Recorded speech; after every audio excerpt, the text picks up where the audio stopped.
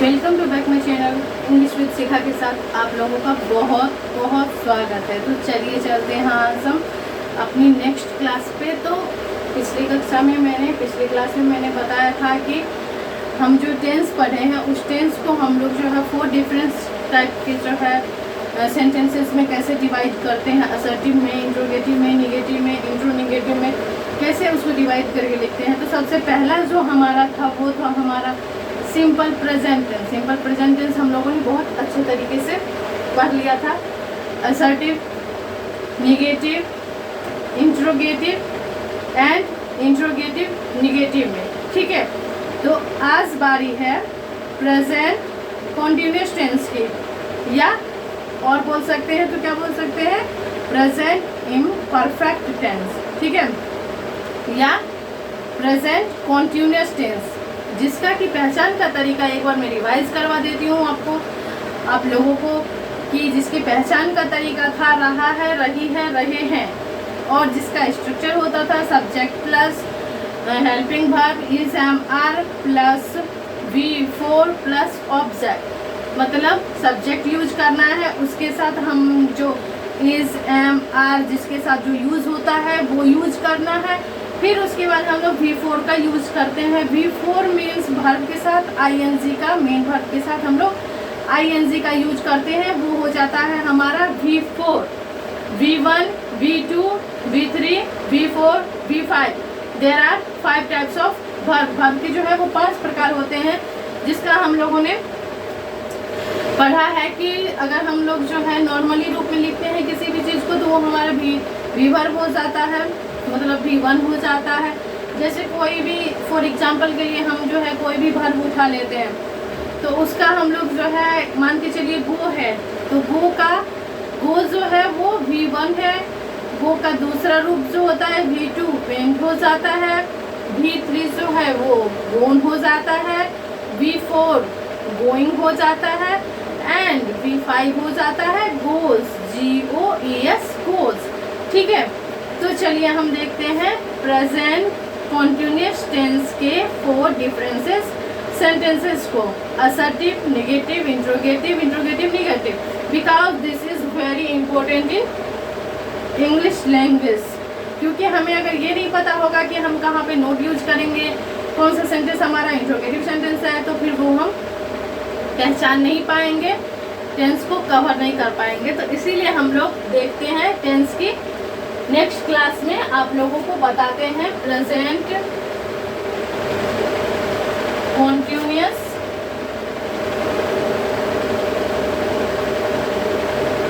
Tense, ठीक है।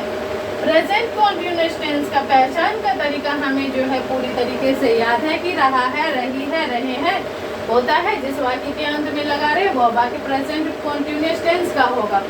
तो हम यहाँ पे देखते हैं, सबसे पहले हम जैसे बॉक्स बनाए थे वैसे एक बॉक्स बनाते हैं। नहीं, सबसे पहले एक एग्जाम्पल लिख लेते हैं हम यहाँ पे नॉर्मली सब, जैसे मैं क्रिकेट खेल रहा हूँ, ठीक है। हमने एक सिंपल सा वाक्य यहाँ पे लिखा कि मैं क्रिकेट खेल रहा हूँ। मैं क्रिकेट खेल रहा हूँ का हो जाएगा आई। सबसे पहले हम लोग सब्जेक्ट रखते हैं, तो सब्जेक्ट हमारा मैं है, मैं सब्जेक्ट के रूप में है। फिर उसके बाद हम लोगों ने क्या पढ़ा है कि सब्जेक्ट के बाद हम लोग जो है हेल्पिंग वर्ब रखते हैं। तो हेल्पिंग वर्ब रहा है, रही है, रहे हैं में हम लोग यूज करते हैं इज एम आर को। इज का यूज हम लोग जो है सिंगल काउंटेबल नाउन के साथ करते हैं। आर का यूज हम लोग जो है यू के साथ, दे के साथ, वी के साथ करते हैं। एम का यूज हम लोग सिर्फ और सिर्फ आई के साथ करते हैं, ठीक है। और यू, दे, वी के अलावा हमारा जो है प्लूरल काउंटेबल नाउन जितना भी होता है उसके साथ हमेशा हम लोग आर का यूज करते हैं। सिर्फ और सिर्फ सिंगल काउंटेबल नाउन के साथ हम लोग इज का यूज करते हैं। नाम के साथ इज का यूज करते हैं। ही, सी, इट के साथ हम लोग इसका यूज करते हैं। तो चलिए हम देखते हैं कि आई के साथ सिर्फ और सिर्फ एम का यूज होता है। आई एम प्लेइंग, खेलना का क्या हो जाता है, प्ले, और प्ले का V4 हो जाता है playing. I am playing cricket, ठीक है। ये हमारा वाक्य हो गया कि मैं क्रिकेट खेल रहा हूँ, आई एम प्लेइंग क्रिकेट। अब मैं आई एम प्लेइंग क्रिकेट को 4 टाइप्स में डिवाइड करके बताऊंगी आप लोगों को कि क्या तरीका है हमारा, एसर्टिव हमारा कैसे बनेगा, निगेटिव हमारा कैसे बनेगा और इंट्रोगेटिव निगेटिव हमारा कैसे बनेगा। ठीक है, तो यहाँ पे हम लिख लेते हैं असर्टिव सेंटेंस। ठीक है, नंबर 2 यहाँ पे लिख लेते हैं निगेटिव सेंटेंस। ठीक है, ये हमारा हो गया असर्टिव सेंटेंस, ये हमारा हो गया निगेटिव सेंटेंस। आगे लिख लेते हैं हम लोग इंट्रोगेटिव सेंटेंस। ठीक है, ये हो गया हमारा इंट्रोगेटिव सेंटेंस। और फिर हो जाता है the 4th last interrogative negative. Interrogative negative. ठीक है, सेंटेंस,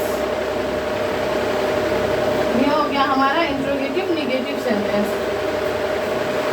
अगर सिंपल सा वाक्य होता है मैं क्रिकेट खेल रहा हूँ, this is the form of assertive sentence, ये तो पता ही है। तो यहाँ पे हम लोग जस्ट ऐसे ही लिख देंगे मैं क्रिकेट खेल रहा हूँ। ठीक है, क्या लिख देते हैं, आई एम प्लेइंग क्रिकेट। मैं क्रिकेट खेल रहा हूँ, ये कौन से फॉर्म में है, तो ये असर्टिव फॉर्म में है। इसका जो हो जाता है स्ट्रक्चर, इसका स्ट्रक्चर असर्टिव सेंटेंस का स्ट्रक्चर हो जाता है subject plus helping verb. Helping verb नहीं भी लिखेंगे तो कोई बात नहीं, is am are plus before plus object. जो हमारा जो है प्रेजेंट कॉन्टिन्यूअस टेंस में जो हमने एग्जाम्पल पढ़ा था, these are example of assertive sentences. ठीक है, तो ये हमारा हो जाता है, हमारा स्ट्रक्चर हो जाता है असर्टिव सेंटेंस बनाने के लिए। अब हम देखते हैं निगेटिव सेंटेंस। तो निगेटिव सेंटेंस में क्या करते हैं, हम वाक्य में नहीं यूज कर देते हैं। मैं क्रिकेट नहीं खेल रहा हूँ। ठीक है, तो निगेटिव सेंटेंस में हम लोग सिर्फ और सिर्फ नहीं यूज कर देते हैं और उसका बन जाएगा आई am not playing cricket.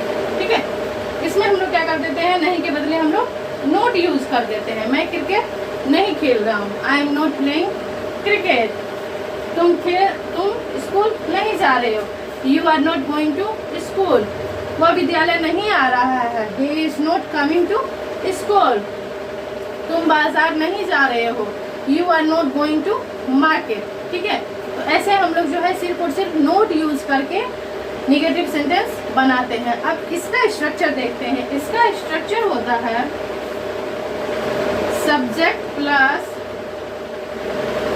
Is am are plus is am are के बाद ही हम लोग नोट का यूज करेंगे, प्लस बिफोर प्लस ऑब्जेक्ट। ठीक है, ये नहीं कि हम लोग जो है बिफोर के बाद यूज कर दे या इज एम आर से पहले यूज कर दे, नहीं, वो हमारा सेंटेंस रॉन्ग हो जाएगा अगर हम लोग इज एम आर से पहले यूज करते हैं या बिफोर के बाद यूज करते हैं। हमें हेल्पिंग वर्ब और मेन वर्ब के बीच में नोट का यूज करना है।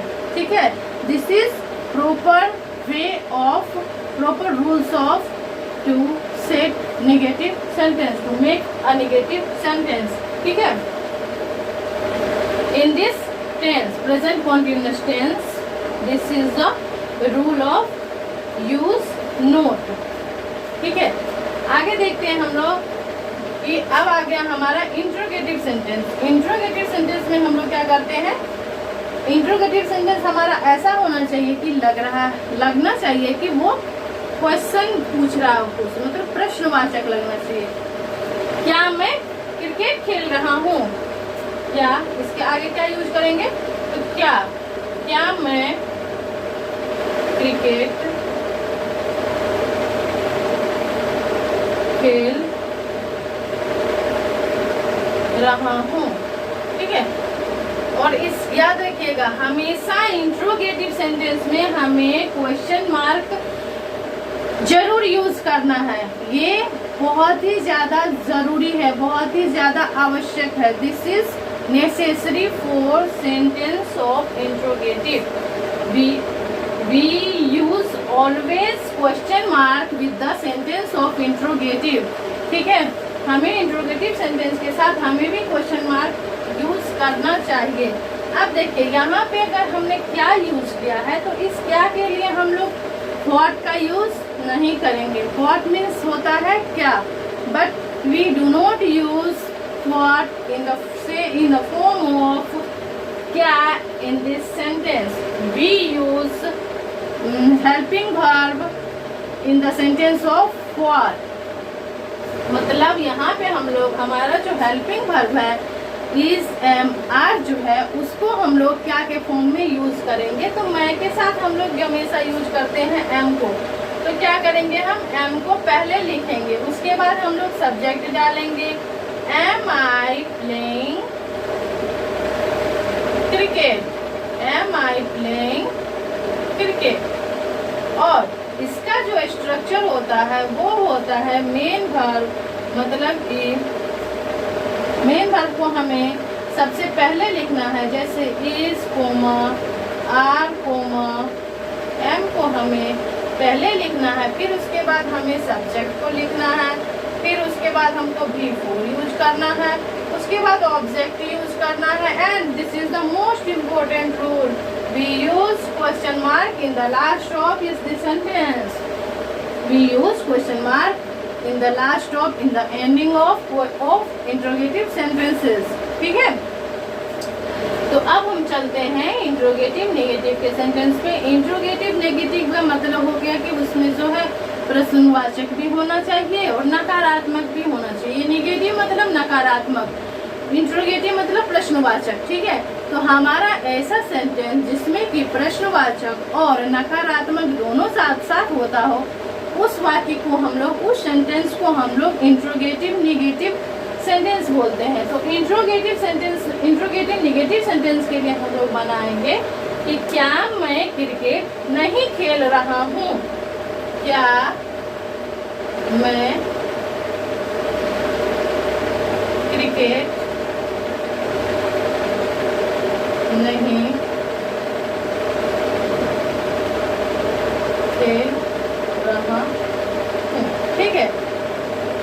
जबकि हम लोग ने यहाँ पे क्या का यूज किया है, तो हमें इंट्रोगेटिव नेगेटिव सेंटेंस के लास्ट में भी क्वेश्चन मार्क का यूज करना पड़ेगा, क्योंकि इंट्रोगेटिव सेंटेंस भी है और नेगेटिव सेंटेंस भी है, तो इसीलिए हमें क्वेश्चन मार्क का यूज अवश्य करना है। तो इंट्रोगेटिव नेगेटिव का हम लोग सेंटेंस बनाते हैं। सबसे पहले हम लोग तो एम यूज करेंगे, एम आई नोट, ठीक है।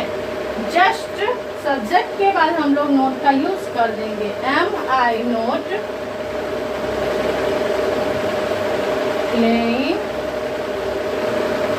क्रिकेट, ठीक है।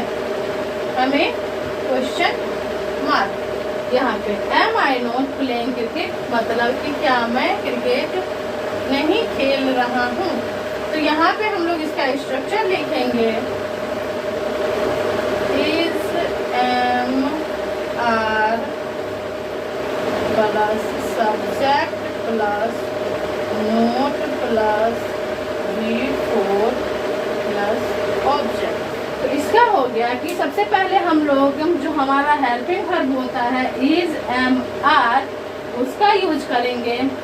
After that we use subject, after we use not, then after we use V4, next we use object and put other object, जो भी हमारा रहता है, अदर सेंटेंसेस जो भी रहता है उसको हम लोग लिखते हैं।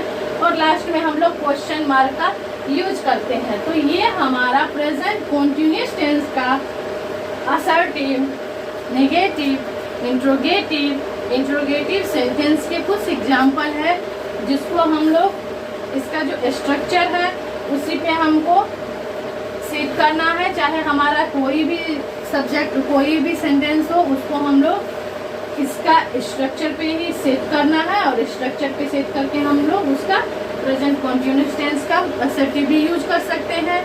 असर्टिव का क्या हो जाता है फॉर्मूला, तो subject plus is am are plus before plus object, ये हम लोग असर्टिव के लिए यूज करेंगे।